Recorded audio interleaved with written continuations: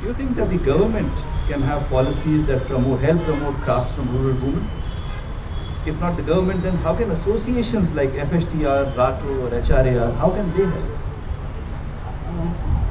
Promotion of a skill and eventual income generation from it can be successful on a long term if it's done in an organized sector.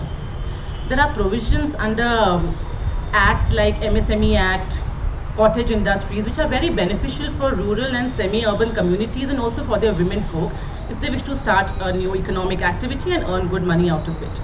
MSME also includes service sector now.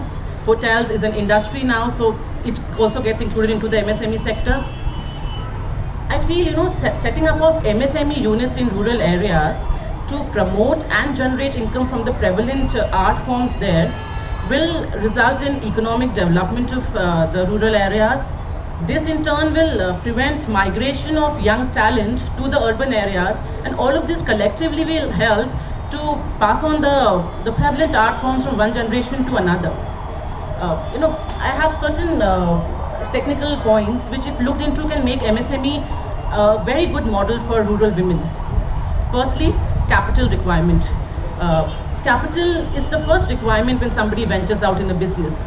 The current capital subsidy scheme under RIPS 22 ranges between 10 to 13% with a minimum capital requirement of 25 crores. This used to be 5 crores earlier. Although interest subsidy of around 5% is available on plant and machinery, but a bar as high as 25 crores is absolutely not feasible for a rural population. Also, like how in real estate, if a builder builds a green building, several relaxations are offered in terms of stamp duty, registration cost, conversion cost. Similarly, for MSME units in cottage industries, which are either solely run by women entrepreneurs or solely run by women staff, such certain relaxations should also be offered to them.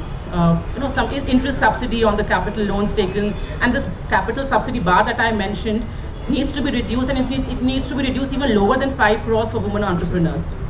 Secondly, they face the problem of marketing their art and craft.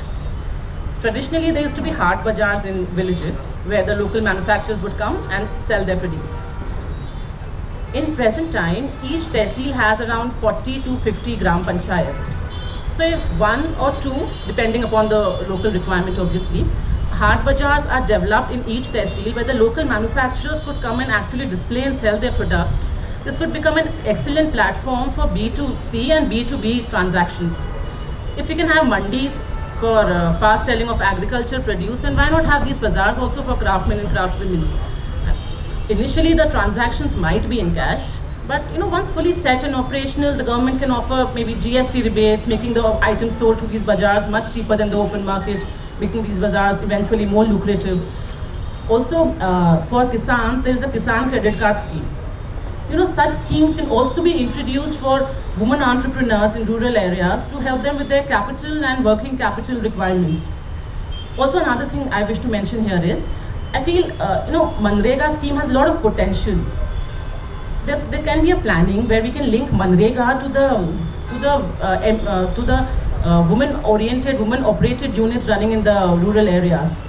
Manrega guarantees some 100 days of wage employment within a vicinity of 5 kilometers from the place of residence of the laborer. The wages are also directly sent to their bank account. If the government, the state government, crafts out policies of linking Manrega to these MSME units, women-operated units, this would have multiple benefits. Firstly, skill development for Manrega workers, they'll be doing better forms of jobs. This is in fact, the same thing is being pushed for folk artists as well. Why should an expert Kamaicha player or a Sarangi player be forced to work for 100 days in the field? Why can he not be taken as a tutor of folk music in schools? Man, change does not really mean destruction or replacement by one of the other. And I think you're leading by example. Thank you so much. Thank you. For sharing your thoughts.